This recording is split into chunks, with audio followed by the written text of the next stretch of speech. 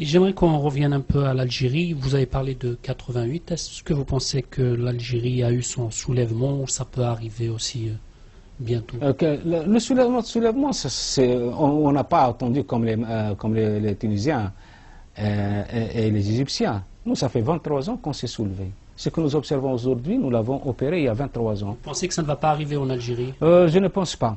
Je ne pense pas. Je crois qu'il va y avoir des marches, certainement. Je crois que, de toutes les façons, le gouvernement n'a pas le choix. Il voit très bien que la vraie force d'une nation, ce n'est pas l'armée, ce n'est pas le pouvoir, c'est le peuple.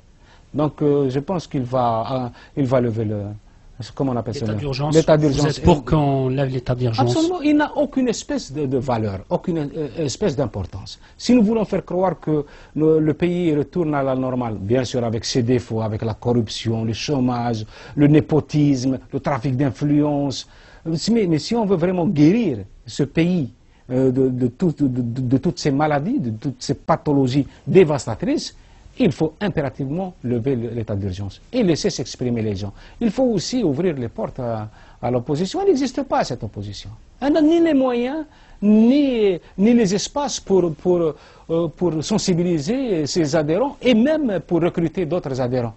Il y a la télévision, par exemple. On ne peut pas, c'est pas parce que pendant les informations, il y a 2 minutes qui sont consacrées à un parti que ce parti a voix au chapitre. Il faut que il faut que le débat soit tous les jours à la télé, il faut que ce soit dans la presse, il faut aussi que les intellectuels jouent leur jeu. Il faut qu'ils jouent le jeu. C'est très bien de faire, comment dirais-je, de s'attribuer le beau rôle.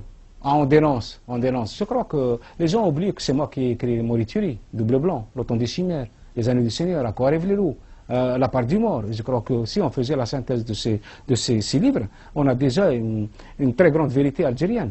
Donc, les gens ont oublié ça. Mais la dénonciation ne suffit pas. Il faut y aller. Il faut que les gens... Elle est aujourd'hui. Pourquoi elle n'est pas là? Elle est où? Elle est en exil? Certains ont été achetés. Elle est où? Elle est éparpillée. Elle s'est émiettée. Parce qu'elle n'arrive pas comment dirais-je, à consolider ses convictions. Et la consolidation ne peut pas passer par la détestation. Elle ne peut pas passer par les frustrations. Elle ne peut pas passer par les jalousies. Il faut faire abstraction de tout ça et se rassembler autour d'un idéal. Voilà. Et ça suffit de dire que celui-là, c'est un vendu, celui-là c'est un chien, celui-là... Ça prouve qu'on n'a pas les arguments de notre politique. Ça prouve que nous sommes à l'échelle... on est dans un état assez... On est pauvre. On est pauvre intelligemment, on est pauvre... il ne faut pas croire que nos certitudes sont des vérités.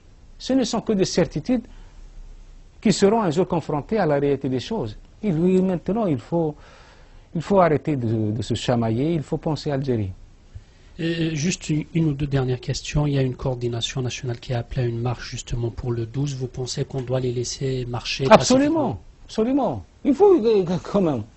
Subhanallah, qu'est-ce qu'on va faire? Donc, il faut laisser laisser les manifester. Il faut laisser, non seulement il faut laisser les gens manifester, mais il faut les écouter. Parce que qu'est-ce qui se passe en Algérie? On dit que c'est une dictature, c'est faux. C'est faux. La liberté d'expression est là. Le problème, c'est le dialogue de sourds. C'est de quoi que vous disiez, quelle que soit vos protestations, personne ne vous écoute. Il n'y a pas d'interlocuteur. Il faut créer ce médiateur. Il faut créer cet interlocuteur. Il faut absolument accepter d'entendre les autres. Et juste ma dernière question, on revient à la Tunisie parce que vous disiez que vous espérez que ça allait aboutir. Vous pensez que si ça aboutit en Tunisie, qu'on ait un système démocratique, ça peut toucher tous les États de la région et l'Occident ne va pas à chaque fois nous dire vous allez choisir entre... Pourquoi faut-il attendre? De la Tunisie, ils le sont. L'Algérie, c'est un pays qui n'a pas cessé de se battre. Depuis les Romains, nous n'avons pas cessé de nous battre. Et depuis l'indépendance, nous n'avons pas cessé de nous battre. Pourquoi ne pas respecter ce peuple qui a consenti tant de sacrifices, qui a cru à tous les discours, qui a été disponible à chaque fois qu'on faisait appel à lui? Pourquoi ne pas le respecter? Pourquoi ne pas tout simplement faire montre de noblesse vis-à-vis de ce peuple? Pourquoi attendre que la démocratie réussisse en Tunisie pour qu'elle soit adoptée? Nous pouvons dès aujourd'hui, dès maintenant à l'instant même, comprendre que Et la démocratie, c'est la seule façon pour nous de prouver ce que nous sommes capables de faire. Et c'est aussi la seule façon de prouver que les gens qui ont réussi, ne relèvent pas du hasard, mais d'un travail, d'un véritable engagement, d'une véritable générosité. Merci, M. Yasmine Akhdala. Barakallahu.